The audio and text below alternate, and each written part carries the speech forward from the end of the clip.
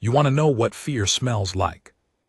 Not metaphorical fear, not the kind you get before a presentation or a difficult conversation.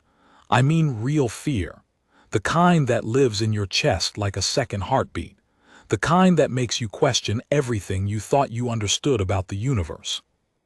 I'm going to tell you about the moment General Vethsura, Supreme Commander of the 9th Vethkari Expansion Fleet, decorated with 43 battle commendations, feared across 11 star systems, a warrior who had never once in her 32 years of military service lost a prisoner, stood in the center of her own interrogation chamber, and realized she had made the single worst miscalculation of her entire career. And I was there. I was in the room. I watched it happen. My name is Secondary Tactician Lurin, and I have been ordered by the Galactic Tribunal to give full account of the incident that occurred on Day 14 of the prisoner's captivity aboard Holding Station GTA 7741. I will tell you everything I remember. I'll tell you the details that didn't make it into the official report, the sounds, the smells, the things nobody put in writing because nobody wanted to admit how badly we had underestimated him. His name was Sergeant Marcus Cole. He was human, and we thought we had broken him. We were wrong. Part 2, the setup, the world beyond the stars. Let me tell you about Holding Station GTA 7741 first, because you need to understand the kind of place it was. The kind of place it was designed to be. It wasn't built for comfort.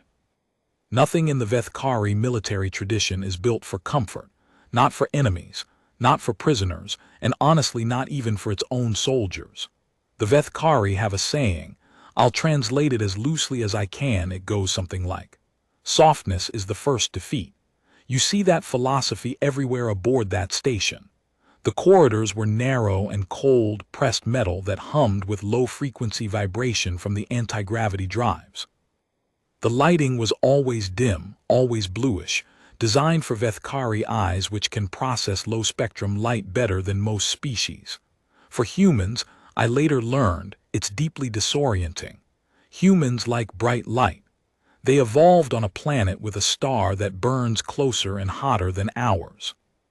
The dim blue corridors of GTA 7741 would have felt like a cave to him, like being underground. We know that now. We didn't think about it then. The station itself was positioned in the deep cold of Sector 9, far from any inhabited system, parked in the gravitational shadow of a dead gas giant. The planet below us had no name, just a designation. We called it the Gray because that's what it looked like from orbit, a vast, featureless gray sphere, its atmosphere long since burned off by some ancient stellar event, its surface scoured smooth. Nothing lived there. Nothing could. It was the kind of place that reminded you how much of the universe is simply nothing, empty and cold and indifferent. The holding station was built into an asteroid, a long, flat rock about 4 kilometers end to end, mostly hollowed out and reinforced with tri-alley frame. From the outside it looked like nothing. Intentionally. No markings, no beacon, no radiation signature. Ghost stations, we called them. Off the charts, off the records, off the conscience. That's where we took Marcus Cole. The circumstances of his capture I'll describe shortly.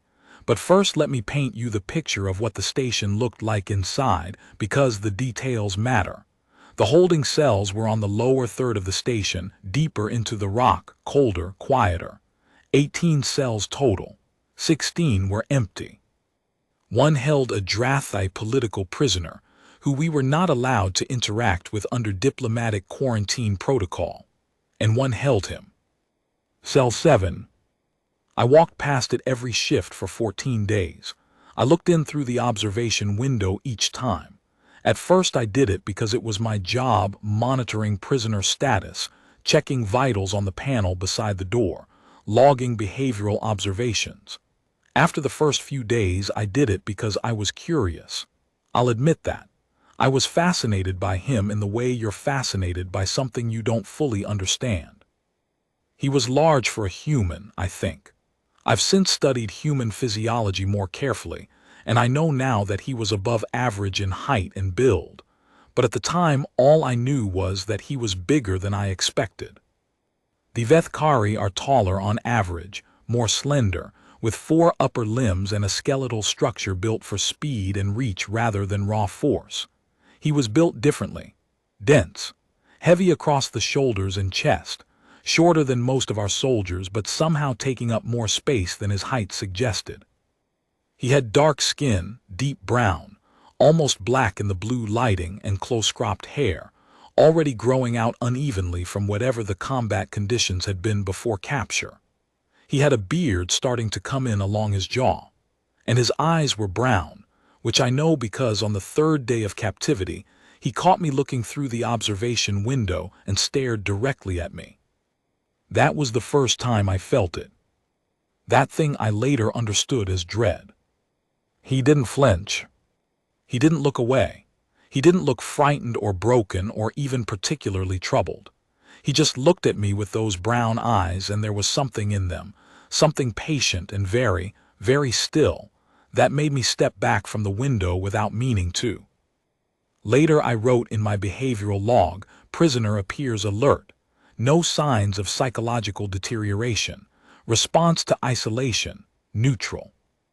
What I should have written was, prisoner is watching us back. Prisoner has not accepted the premise that he is defeated. Prisoner is waiting. But I didn't know that yet. Part 3, the General. You have to understand General Vethsora. Not to excuse what happened. There's no excusing it, she knows that, and to her credit she's been the first to admit it before the tribunal. But to understand it, because what she did wasn't cruelty for its own sake. It was a miscalculation born from genuine tactical logic, and the logic was based on assumptions that, up until Marcus Cole, had always been correct. Vethsora had spent 32 years as a military officer. She had captured prisoners from 14 different species. She knew from experience, from documented data, from decades of tactical study, how long it took to break a sentient being. She knew what isolation did. She knew what sensory disruption did, what cold did, what hunger did, what sleep deprivation did. She had a formula. She'd applied it successfully to Drathari rebels, to Korvani pirates, to Sulsh insurrectionists, to Mekthari soldiers who were supposed to be the toughest fighters in the known galaxy. She had a formula, and the formula had never failed. She was wrong to apply it to a human, but she didn't know she was wrong. That's the thing nobody in the popular accounts of this incident seems to want to say clearly. Vethsora wasn't stupid. She was working from incomplete data. We all were. The Vethkari intelligence files on human physiology were thin. We had behavioral assessments, anatomical surveys, a handful of second-hand combat reports. We knew humans came from a high-gravity world with extreme weather variance and a biosphere that was, by galactic standards, extraordinarily hostile. We knew they were more physically resilient than their size and frailty suggested. We filed that information and moved on. We didn't extrapolate it. We didn't ask what living on a death world, a real death world, a planet that actively tries to kill you from the moment you're born, does to a species over hundreds of thousands of years of evolution. We should have asked that question.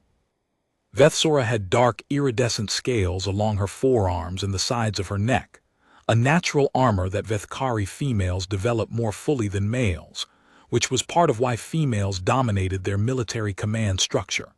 She stood nearly 2 meters tall, lean and precise in every movement, with eyes that shifted color in response to her emotional state, gold when calm, deep red when angry. She was gold almost all the time. In 32 years of service, she had almost never had reason to be anything other than calm. When I first saw her eyes go red, I knew something had gone very wrong. Part 4, the capture. Let me back up and tell you how we got him. The engagement happened at the edge of the Oriath system, a disputed corridor that the Vethkari High Command had flagged for resource exploitation, and the human-Terran coalition had been contesting for about 3 standard years through a combination of political maneuvering and the occasional armed confrontation. Not full war. Not yet.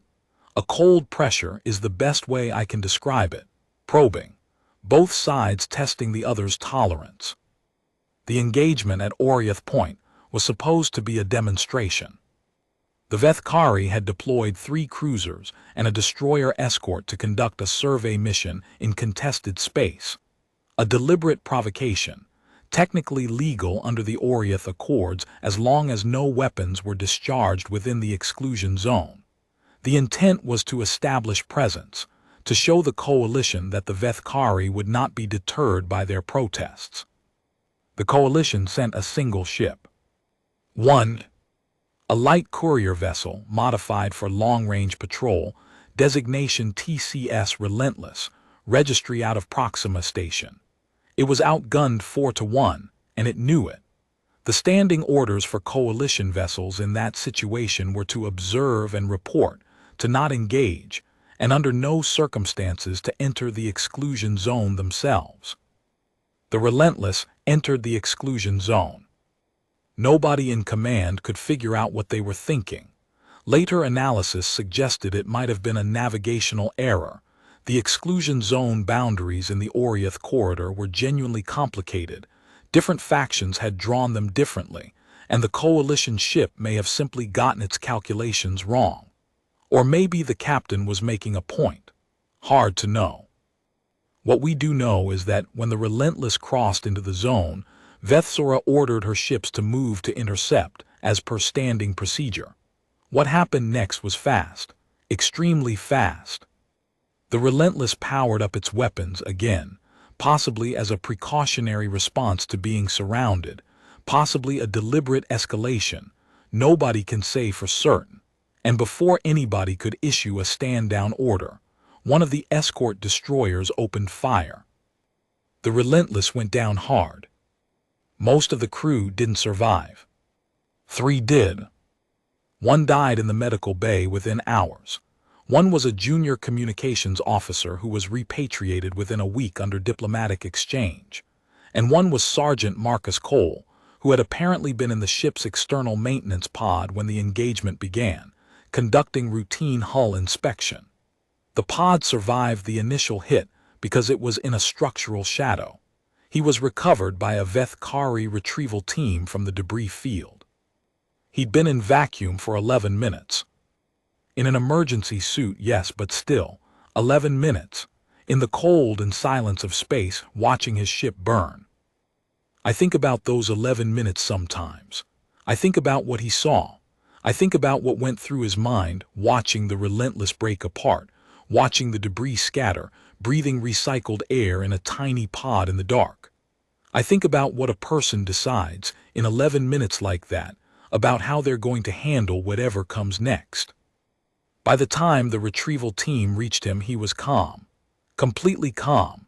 The team lead filed a report noting that the human was cooperative during extraction, no resistance, no panic, no visible distress. We filed that under prisoner in shock. We should have filed it under prisoner has already decided something. Part 5, 14 days. I'll compress the first 13 days because the tribunal already has the daily logs, and the details of a standard isolation pressure protocol are not particularly interesting. What matters is the shape of it, and the shape of it was this. Vethsora had designed her approach carefully. She wanted intelligence on coalition movements in the Oriath corridor, troop dispositions, command structures, standard tactical information. She wasn't asking for anything Marcus Cole couldn't theoretically give her. She was applying her standard formula.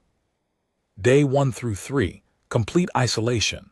No contact, no sensory input beyond the hum of the station. Temperature dropped 2 degrees below what the file said was optimal for human comfort. Lighting adjusted to minimize his visual clarity. Food provided but deliberately bland and insufficient, enough to maintain survival, not enough to feel normal. Days 4 through 6, Vethsora herself came to the cell for the first time. Conversational pressure, she called it. She spoke in flawless common tongue. She'd made a point of learning it specifically for this operation, and she was measured and almost friendly. She told him his situation.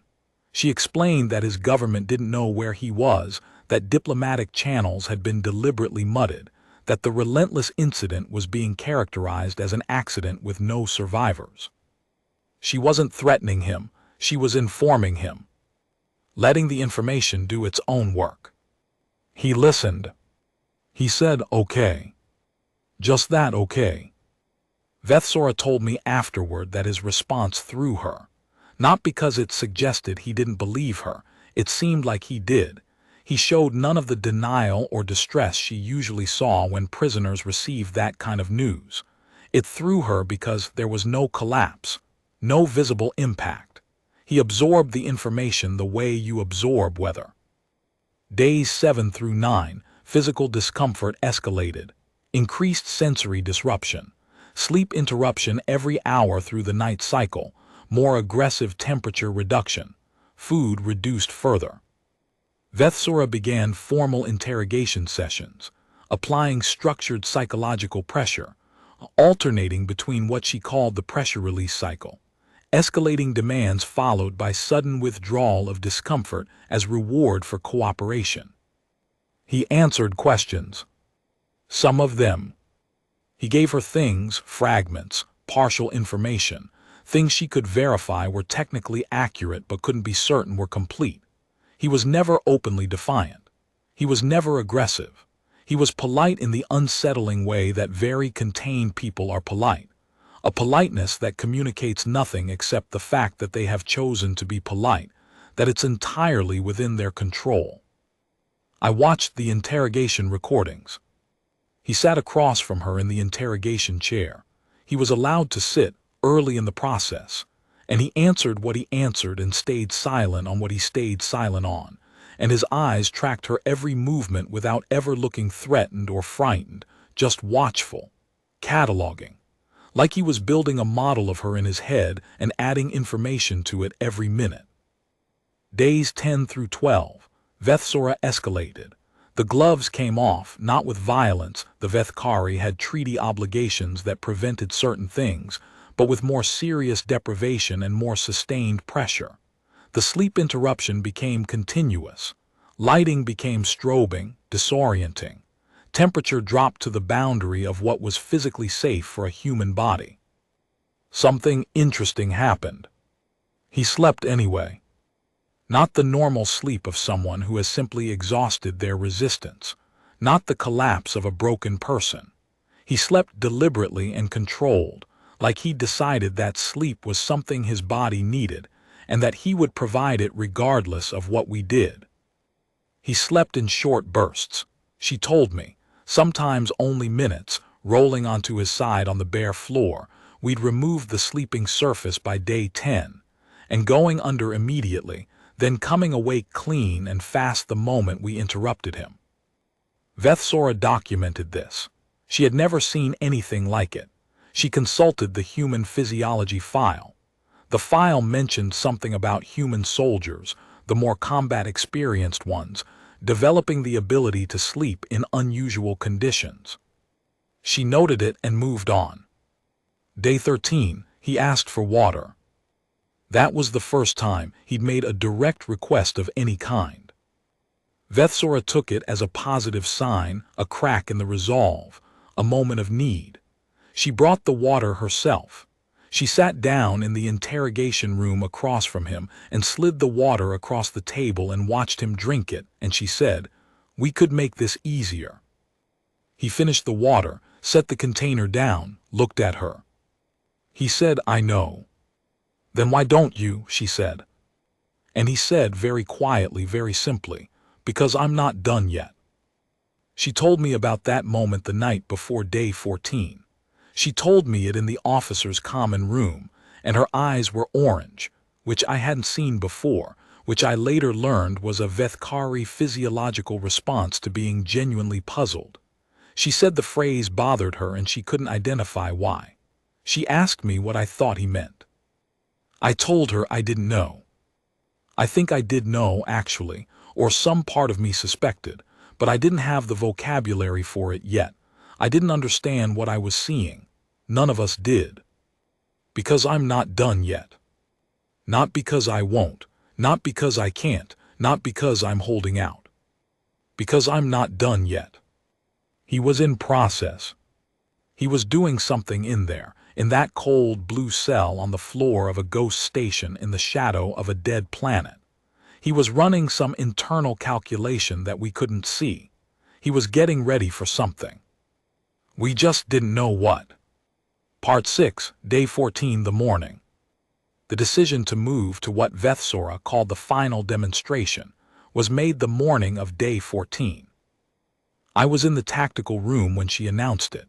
There were 6 of us present: myself, Senior Interrogator Kethavar, Medical Officer Priyas, the General's aide Solin, and 2 combat specialists whose names I won't include here per tribunal protocol.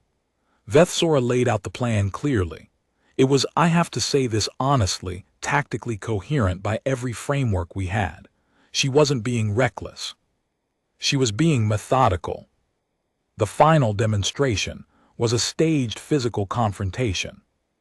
The logic was this: Marcus Cole had not responded to isolation, deprivation, psychological pressure, or information pressure. By every standard protocol metric, he should have broken days ago. The last lever was the physical one. Vethsora would enter the cell personally. She would physically defeat him in direct confrontation, not to harm him seriously, but to establish on the most primal level the hierarchy of the situation. Many species, she explained, had a deep psychological component to submission, a response that only activated when the body was physically overcome. The intellectual acceptance of defeat wasn't enough for some prisoners. The body had to be defeated too. She wasn't wrong about this, as a general principle. She was wrong about this particular human. And she was wrong about something else too, something none of us realized until it was too late, because our data on human evolution and physiology was incomplete in exactly the ways that mattered most. We didn't understand what his body had been doing for 14 days. We thought the cold was weakening him. We thought the hunger was depleting him. We thought the sleep deprivation was degrading his function. We thought we were wearing down a system that had a limited reserve of resilience. We didn't understand that his body, his biology, his ancient primate brain, his nervous system shaped by 100,000 years of surviving a planet that was actively trying to kill things, didn't process what we were doing as a process of reduction. It processed it as a threat signal. And it had been running for 14 days, a process that his species calls stress inoculation, and his particular subspecies called something more specific, ranger conditioning. His body had been preparing for something. Cortisol, adrenaline, cellular adaptation, neural pruning. His nervous system had been in low-grade survival mode for 2 weeks, and it had been getting sharper, not duller, because that is what human nervous systems do under sustained but survivable threat. We thought we were wearing him down. We were sharpening him. Part 7, Day 14, the confrontation. I was not supposed to be in the corridor outside Cell 7 when it happened. My shift had ended. I was walking past on my way to the officers' sleeping quarters, the path I always took, habit, the route that went past the holding cells. I heard the cell door unseal, that distinctive pressurized hiss, and I slowed down. Something made me stop. I don't know what exactly. Some instinct of my own, lesser and duller than his but still there, telling me to pay attention. I stopped about 3 meters from the cell door. I could see through the observation window. Vethsora had entered the cell. She'd brought one of the combat specialists, not as a participant, just as a required witness, standard protocol for any physical engagement with a prisoner.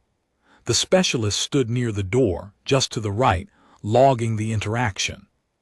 Marcus Cole was standing in the center of the cell. I noticed something watching through the window. I noticed that he was standing differently than I'd ever seen him stand before. In the previous days, in the interrogation recordings, in my own observation through the window, he'd always held himself in a kind of deliberate loose posture. Not slumped, not defeated, but controlled.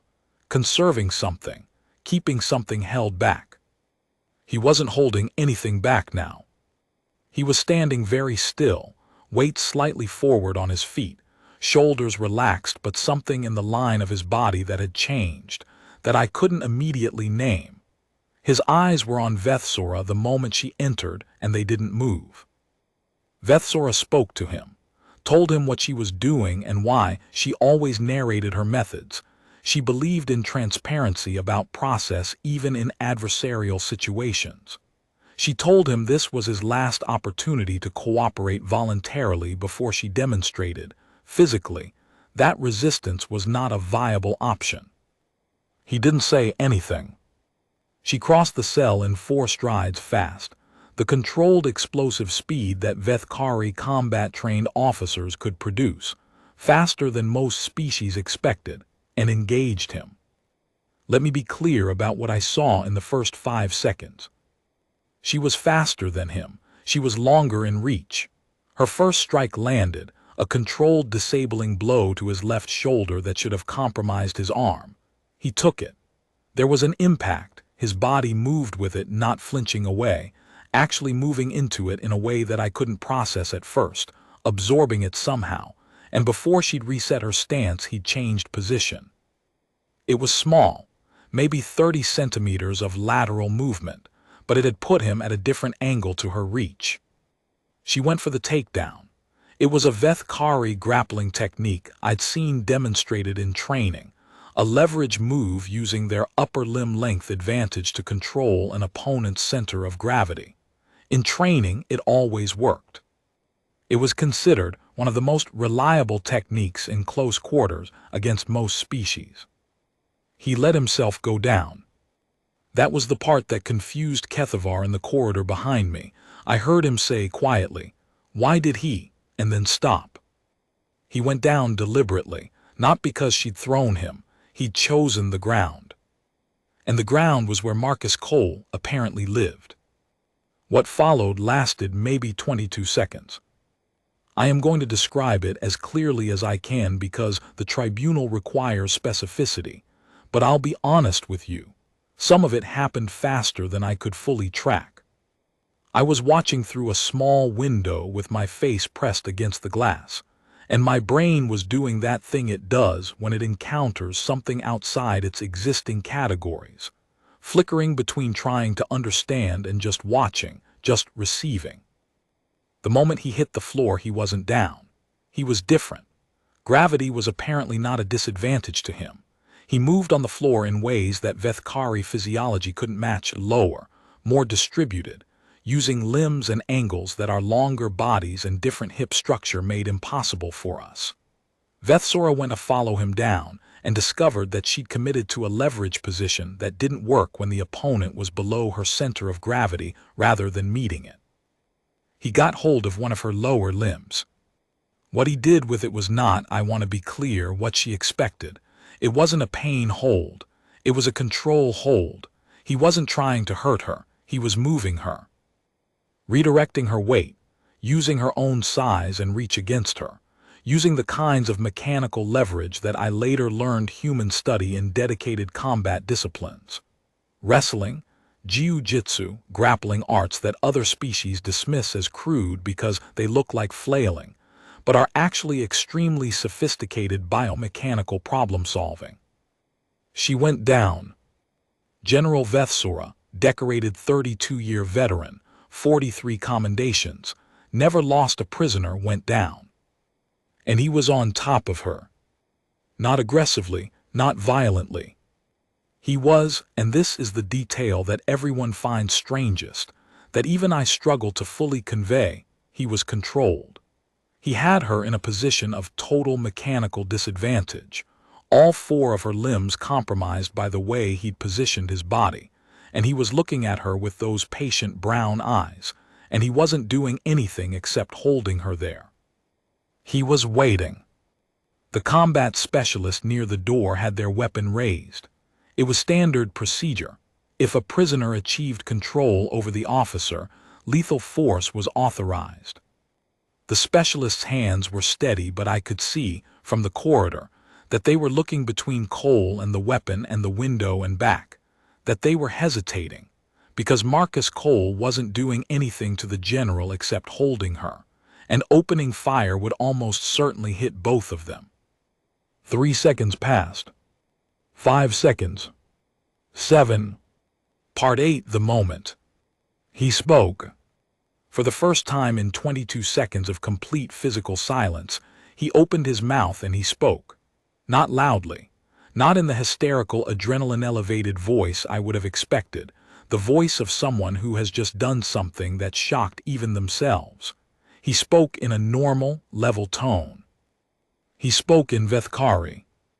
Not fluently. He'd learned maybe 40 words from listening to guards. I figured out later, from 14 days of listening through the cell walls and processing and filing, because that's what that patient stillness had been. That's what all those watching eyes had been doing, but enough.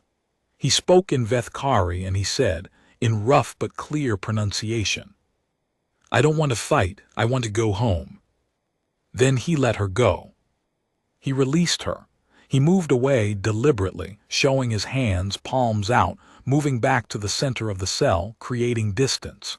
His breathing was elevated, he'd exerted himself. His body was still running hot from it, but his face was controlled. He stood back and he looked at Vethsora as she stood up, and he just waited. Vethsora stood. Her eyes were red. Deep red, the color I'd never seen before. She was looking at Marcus Cole and I couldn't read her expression. Vethkari facial muscle structure is different enough from other species that reading emotions in their faces requires training I didn't fully have, but I could see that something had shifted. Something in the room had changed. The specialist still had the weapon raised. Vethsora said quietly one word, "Down." The weapon went down. And Vethsora and Marcus Cole stood in a cold blue cell at the bottom of a ghost station orbiting nothing, and they looked at each other, and neither of them moved for a long time. Part 9. The DATHWRLD Math. Here is what nobody had calculated. Here is what our intelligence files had failed to convey, what our behavioral models had failed to produce, what Vethsora's decades of successful interrogation methodology had never had reason to account for. Humans evolved on a Deathworld. Not metaphorically, literally.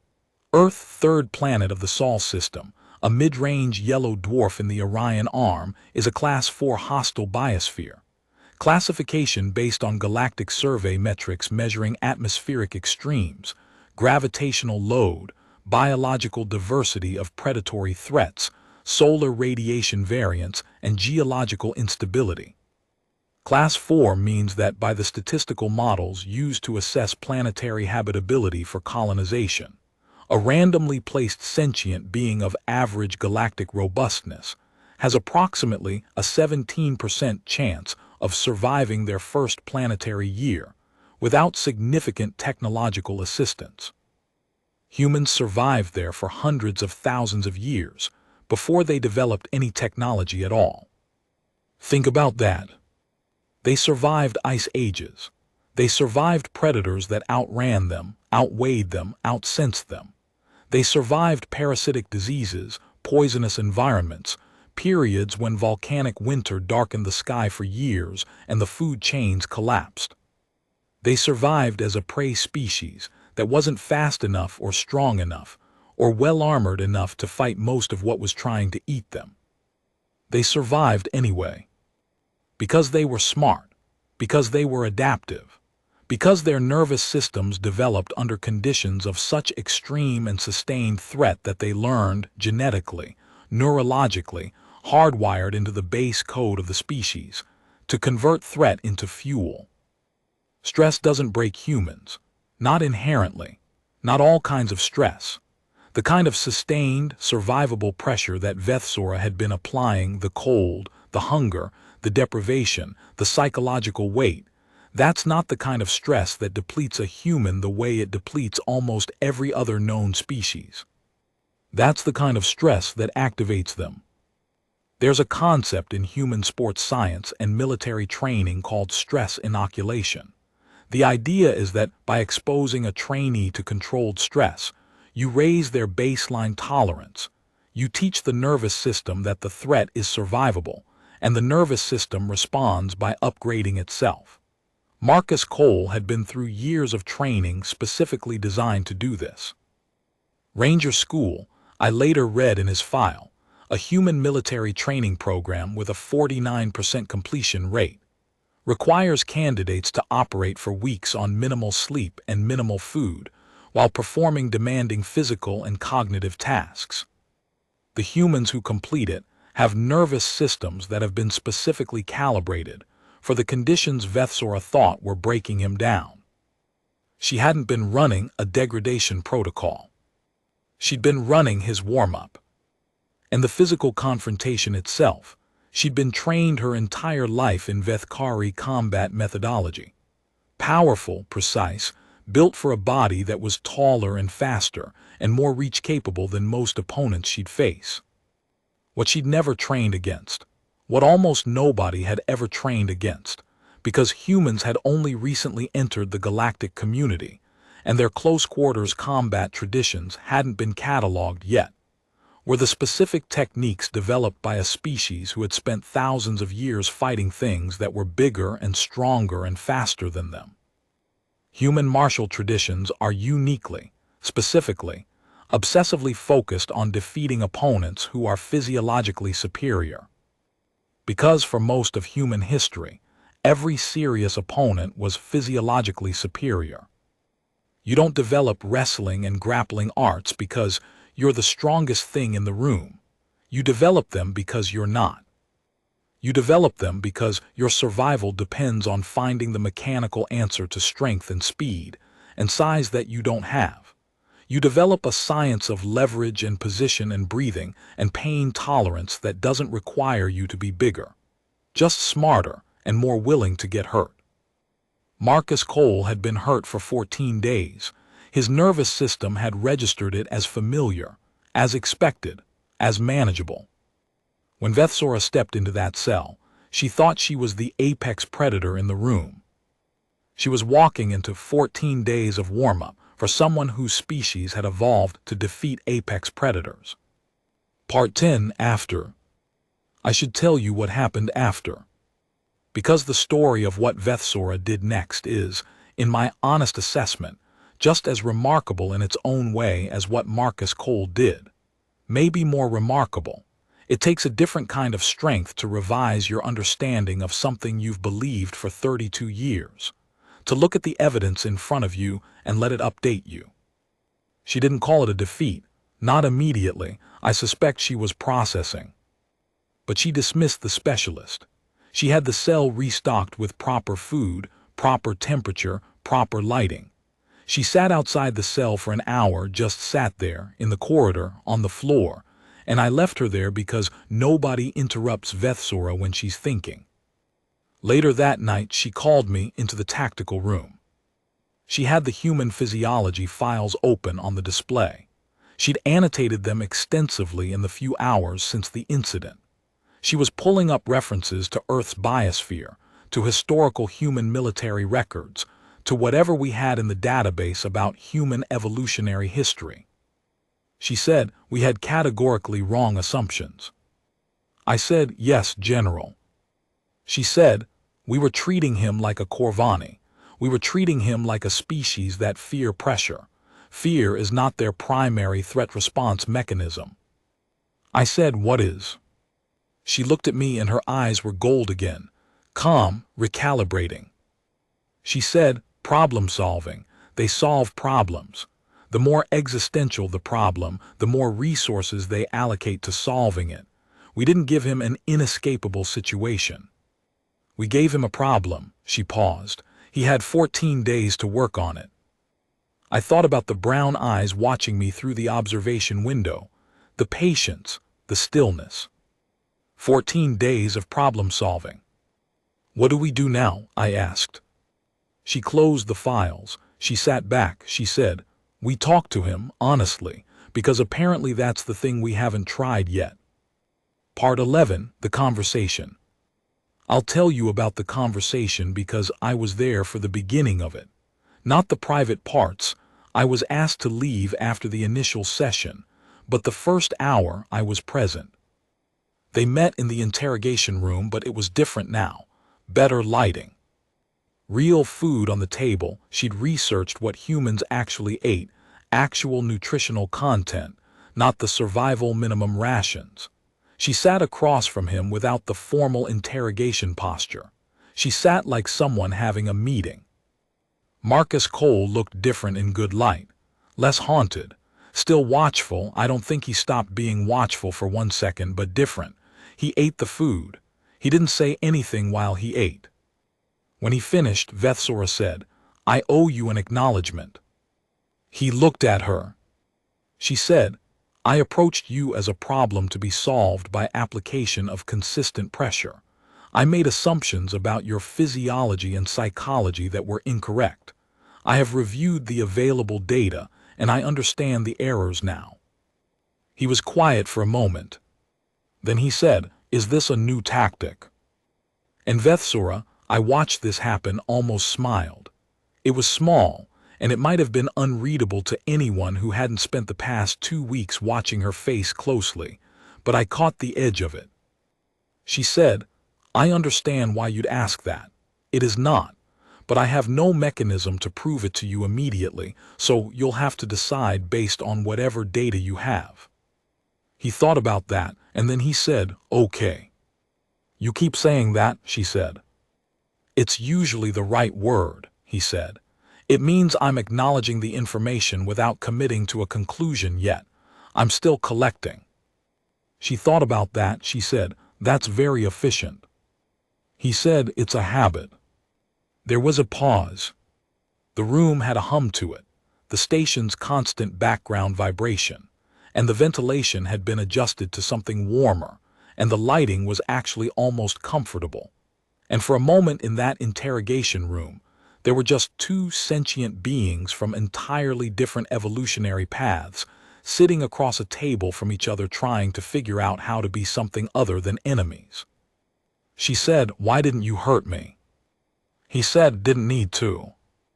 Most prisoners in your position would have tried to use that advantage to escape," she said. He said, "Where would I go? I'm in the middle of deep space in a ship I don't know the controls to, and you have more crew than I can handle." He paused. "I needed you to understand something. Not to run."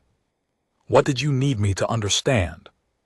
He said, "That I'm still a variable, that I'm not a solved problem, that whatever you decide to do with me, you should do it knowing that I'm not done." Another pause. "And that I don't want to fight you.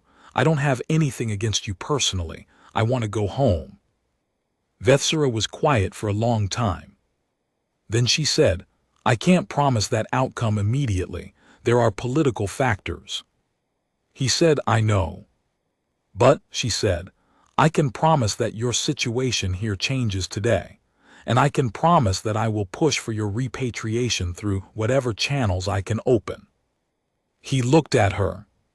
And for the first time in 14 days, in all the logs, in all my observations, in everything I'd seen through that window, Marcus Cole looked like he was deciding whether to believe something. Actually weighing it. Actually allowing for the possibility. He said, "Why?" She said, "Because you earned it, in the only language I was able to hear at the time." She paused. "I don't enjoy being wrong, but I respect evidence. You are very compelling evidence." He thought about that for a long moment. Then he said, "Okay. But this time, I think it meant something else." Part 12, what the crew said. I want to include here, because the tribunal asked for comprehensive testimony, what I heard from other crew members over the days that followed. Because the incident didn't stay contained to the interrogation room. Word spread through a ghost station the way it always does. Nobody talks officially. Everybody talks anyway, in corridors and common rooms and maintenance bays. Priya's, the medical officer, told me she'd run a full diagnostic on Cole the morning after the incident. She'd expected to find significant physiological deterioration. 14 days of her equivalent deprivation protocol should have left measurable damage to organ function, immune system suppression, neural response degradation. She found some of that.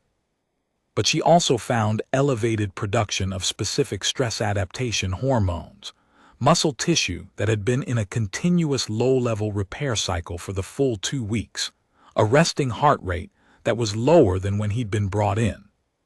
She said it's like he was doing something. She paused, looking at her readings. It's like he was using what we were doing. The combat specialist who'd been in the cell with Vethsura during the incident, I won't use their name, told me one evening in the equipment bay that they'd had their weapon trained on Cole for the full time he had the general down. They said, I had the shot. Multiple times I had the shot. A pause. I didn't take it. I asked why. They said because he wasn't threatening her. I was watching him very carefully, and he wasn't hurting her, and he wasn't trying to escape, and every time I almost pulled the trigger I looked at his face and I couldn't. They stopped. Started again.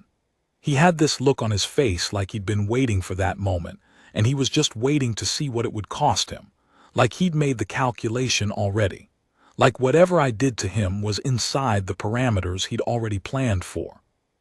I said, that's a strange thing to say about a prisoner who just took down the general. They said, that's the thing. I don't think he thought of himself as a prisoner. I don't think he ever did. Salin, the general's aide, told me something different. Salin had access to Vethsura's private logs and didn't share them, and I wouldn't ask.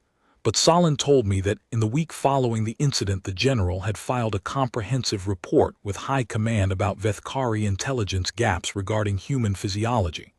It was, apparently, lengthy and detailed and quite forceful in its recommendations. And High Command had, apparently, been considerably more alarmed by the implications of that report than by the incident itself.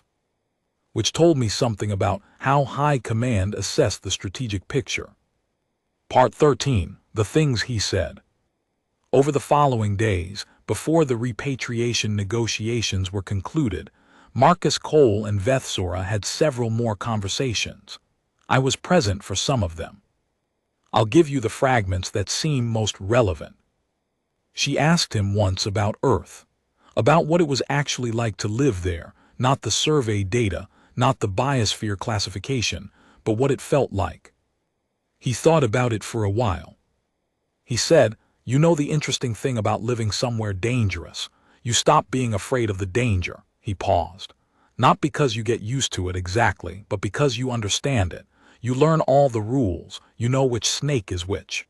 You know which storm is coming in 3 hours versus coming in 30 minutes. You learn to read it. And once you can read something, it's not as frightening. It's just information. She said, and here, did you learn to read this?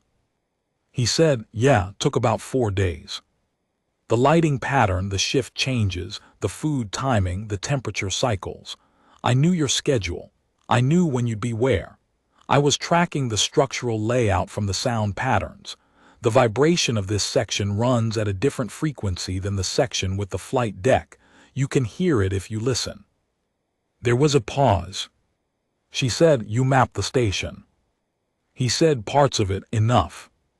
She said, by listening. He said, you left me in a quiet room for 14 days. What did you think I was going to do? And there was something in his voice, not smugness exactly, but something close to it. Or maybe just the satisfaction of someone whose plan worked the way they thought it would. She asked him, another time, about the 11 minutes in the debris field. He was quiet for longer before answering this one. He said, I thought about my wife and my daughter, and then I thought about what I was going to do when I got inside wherever they were taking me. She said, in that order. He said, yeah, in that order. The first thing you do is you feel the thing, you can't skip it, and then you put it somewhere and you start working. She said, you sound very certain you were going to survive. He said, I wasn't certain, but I was committed. There's a difference. He paused. Certain is about probability. Committed is about what you're going to do regardless. I wrote that down. I wrote it in my personal log, not my official one. I still have it. I think about it sometimes when things are difficult. Certain is about probability. Committed is about what you're going to do regardless. Part 14, The Departure. The repatriation took 11 days to arrange. The political situation was complicated. The relentless incident was still being characterized publicly as an accident, which created problems for officially acknowledging that a survivor had been in Vethkari custody. The eventual solution was a quiet handoff, no official ceremony, no formal statement. A coalition vessel met us at the edge of the exclusion zone, and Marcus Cole was transferred. I was on the transit deck when he walked out. He was in his own clothes. They'd been cleaned, repaired where they'd taken damage in the ejection, and he was carrying nothing because he'd had nothing. He walked like himself. Like he'd walked like that every day of the past 11 days, because he had. Vethsora walked with him to the transit dock. I followed at a respectful distance, not sure if I was supposed to be there, but nobody told me not to be. At the airlock he stopped. He turned to Vethsora. He said, "Thank you for the last 11 days." She said, "You shouldn't thank me for the first 14. He said, "No, but the last 11 you didn't have to do that." She said, "I did, once I understood what I was dealing with." A pause. "I owe your species a significant reassessment." He almost smiled at that. I saw it, the same small almost smile I'd noticed from her. He said, "We're better when you're not trying to break us." She said, "I'm beginning to understand that." He held out his hand. I knew from the cultural files that this was a human gesture, the handshake, an old mammalian dominance and trust signal that had evolved into a standard greeting and farewell. Vethsora knew it too, apparently, because she reached out her upper right limb and took his hand, and they shook once, firmly. He walked into the airlock. The door sealed. Vethsora stood there for a moment. Then she turned and walked back down the corridor toward the command deck, and she didn't say anything. She didn't need to.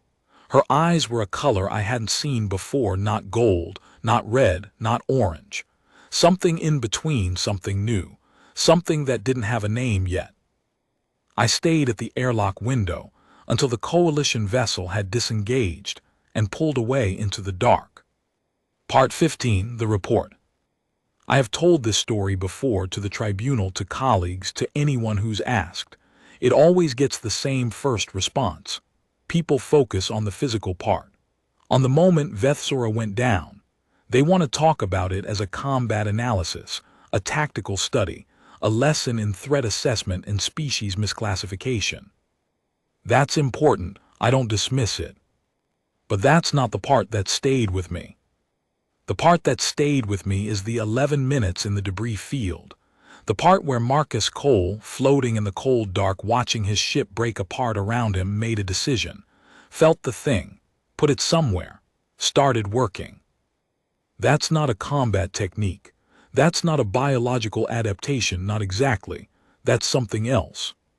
Something that evolved over a very long time on a very hard planet that kept finding new and creative ways to tell the species living on it that they were not going to make it. And the species kept disagreeing. Every time. Stubbornly, creatively, collaboratively, desperately, they kept disagreeing. I think that's what Vethsora's eyes were trying to express that new color for, standing at the airlock. Not defeat, not respect exactly, though it was that too. It was something bigger than both of those things. It was the recognition of something genuinely new. In 32 years of service, in 14 different species, she had never met anything quite like this. And I think some part of her, the part that chose this career, the part that went into that cell personally instead of sending a subordinate, the part that sat on the corridor floor for an hour afterward just thinking, was deeply, quietly glad she had. Part 16, Aftermath. I have tried to tell this as a complete account, but there are fragments at the edges that the official record doesn't cover and that I think are worth including here. Vethsora filed her reassessment of human physiology and psychology with High Command. It was comprehensive.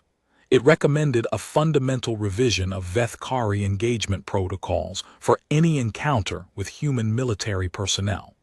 It recommended immediate review of all intelligence-gathering methodologies involving human subjects. It recommended, in language that was careful but unmistakable, that High Command consider the strategic implications of a conflict with a species whose primary stress response was not fear but adaptation. High Command received the report. I was told, through unofficial channels, that there were several meetings at very senior levels, that some of those meetings were quite heated, that the debate was not about whether Marcus Cole was an anomaly. The prevailing view was that he was not, that Vethsora's analysis of human evolutionary history was broadly correct, but about what to do with that information strategically. I don't know what decisions were made. I'm not at that level. What I know is that within 3 months of the incident, the Vethkari had quietly assigned 6 specialists to a new research project. The project's designation was classified, but its subject matter was not particularly hidden. It was a comprehensive study of human military history. All of it. The wars, the tactics, the training programs, the philosophy, the culture. They were trying to understand what they were dealing with. 6 months later, I heard through the same unofficial channels that the lead researcher on the project had submitted a preliminary summary to High Command. The summary reportedly contained this sentence in its conclusions. The human species is the only known civilization that has systematically and deliberately attempted to make itself stronger by engineering its own suffering. I have heard but cannot confirm that after reading that sentence, one senior High Command admiral sat quietly for a long time and then said, to no one in particular, "We should not fight these people." Part 17, What I Know Now. It has been 2 years since Day 14 aboard GTA 7741. I've been reassigned 3 times since then, promoted once, stationed now at a much larger facility far from the Oriath corridor. The political situation between the Vethkari and the Terran coalition has evolved. It's complicated in the ways that politics always is, contested in the ways that 2 civilizations competing for the same resource corridors always will be. There are still points of friction. There are still hard conversations. But there hasn't been another incident like the Relentless. I check the news from Oriath sometimes. I've never seen Marcus Cole's name in any official dispatches. The diplomatic exchange that returned him was sealed. His name doesn't appear anywhere in the public record. He went home to his wife and his daughter, presumably, and I imagine he didn't tell them most of it. People who survive the kind of thing he survived tend to carry it quietly. That's something else I've learned about humans. They don't talk about their capacity for endurance easily. Not because they're ashamed of it, but because they're afraid that talking about it will sound like bragging, and bragging is not something the best of them seem comfortable with. He told Vethsora near the end that he'd had a lot of time to think in Cell 7, that he'd thought about what he'd do differently if he were ever in a situation like that again. What he'd do the same. He said he'd thought about what it would mean if he didn't make it, what it would mean if he did. She asked him what he'd concluded. He said that the meaning is in making it, not in what comes after. She thought about that. She said, that's a very human answer. He said, yeah. I think it probably is. Part 18, the last thing. There is one more thing I want to include in this account, and I have debated whether it belongs here. It is not a tactical observation. It is not relevant to the intelligence analysis. It is personal, and the tribunal may disregard it if they find it irrelevant. On the 9th day after the incident, 2 days before Marcus Cole left GTA 7741, I was walking past Cell 7 again. Habit. The cell was empty now. He'd been moved to proper quarters. But I stopped at the window and looked in anyway. The cell was just a cell. Cold blue light, bare floor, the marks where the temperature control panel had been adjusted too many times over 14 days. It didn't look like anything had happened in it. It looked like nothing at all.